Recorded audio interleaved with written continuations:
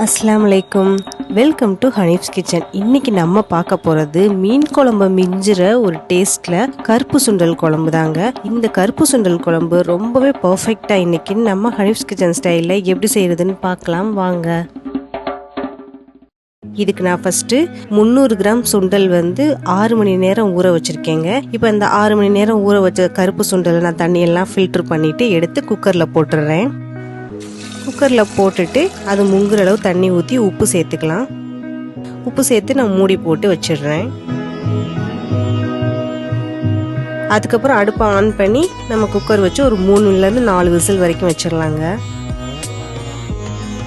அதுக்கப்புறம் ஒரு எலுமிச்சம்பழ அளவு புளி எடுத்து அதை நல்லா இந்த மாதிரி உதுத்து போட்டு தண்ணி ஊற்றிக்கலாம். எப்பவுமே நம்ம புளி இந்த மாதிரி பிச்சு போட்டு தண்ணி ஊற்றும் போது அது நிறையவே நம்மளுக்கு ஜூஸ் கொடுக்கும். இப்போ 3 விசில் வந்துடுச்சு. நான் அடுப்பை ஆஃப் பண்ணிடுறேன். நான் சின்ன வெங்காயம் 100 கிராம் எடுத்திருக்கேங்க. இந்த குழம்புக்கு நம்ம சின்ன வெங்காயம் யூஸ் பண்ணால் இந்த குழம்போட டேஸ்ட்டே சூப்பராக இருக்கும். அதுக்கப்புறம் 3 தக்காளியும் எடுத்திருக்கேன். இப்போ நான் மிக்சி ஜாரில் பாதி வெங்காயம் ஒரு 50 கிராம் வெங்காயத்தை மிக்சி ஜாரில் சேர்த்துக்கிறேங்க. மீதி 50 கிராம நம்ம குழம்புல தாளிக்கும் போது முழுசாக போட்டு தாளிச்சிடலாம். அதுக்கப்புறம் ஒரு தக்காளியும் இதோட சேர்த்துக்கிறேன். இது ரெண்டையும் கொஞ்சம் குறப்பாக நம்ம அரைச்சிடலாம் இந்த மாதிரி. அதுக்கப்புறம் இந்த 2 தக்காளியும் நல்லா பொடிசாக கட் பண்ணி வச்சிடலாம். நான் வெங்காயத்தை கட் பண்ணலைங்க, தக்காளி மட்டும் கட் பண்ணி வச்சுருக்கேன். இப்போ இந்த சின்ன வெங்காயம் அப்படியே தான் இருக்குது. இந்த 2 தக்காளி கட் பண்ணி வச்சுருக்கேன். இப்போ விசில் அடங்கிடுச்சு. நம்ம ஓப்பன் பண்ணி பார்க்கலாம். சுண்டல் நல்லாவே வெந்துடுச்சு. இதுலேருந்து நான் ஒரு கைப்பிடி அளவு சுண்டல் மட்டும் தனியாக எடுத்து வச்சுக்கிறேங்க. இது எதுக்குன்னு நான் வீடியோவோட நடுவில் சொல்கிறேன். அதுக்கப்புறம் மீதம் இருக்கிற சுண்டலை நம்ம குழம்புக்கு தண்ணியெல்லாம் வடிச்சிட்டு ஒரு பவுலில் தனியாக எடுத்து வச்சிடலாம். இது நான் ஒரு 50 கிராம் தனியாக எடுத்து வச்சுருக்க சுண்டல். இது நம்ம குழம்புக்கு யூஸ் பண்ண போகிற இந்த சுண்டலை பவுலில் வச்சுருக்கேன். அதுக்கப்புறம் பார்த்தீங்கன்னா நான் தேங்காய் சிலை பொடிசாக கட் பண்ணி வச்சுருக்கேங்க, ஒரு கைப்பிடி அளவு. இந்த தேங்காய் சிலையும் இந்த நம்ம எடுத்து வச்ச சுண்டலையும் ரெண்டையும் ஒன்றா மிக்சியில் போட்டு அரைச்சி எடுத்துடலாம்.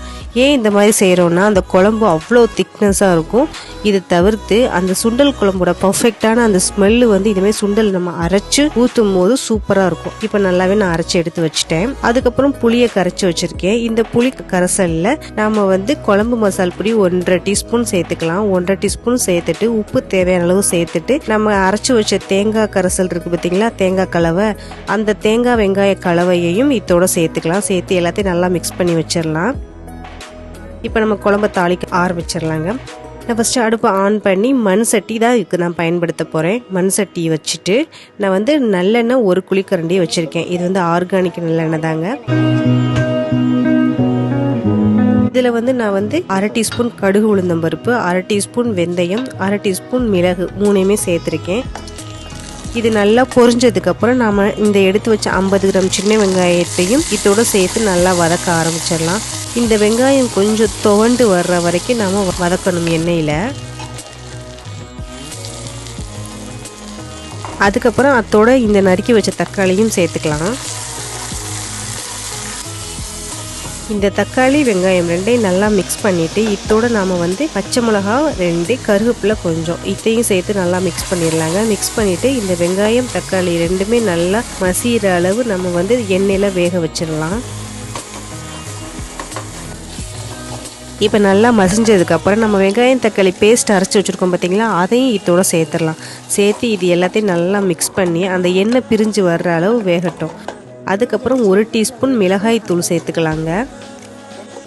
இப்போ எல்லாத்தையும் நல்லா மிக்ஸ் பண்ணிவிட்டு நம்ம வேக வச்ச சுண்டல் இருக்குல்ல, அதையும் இதோடு சேர்த்து போட்டு நல்லா மிக்ஸ் பண்ணிடலாம்.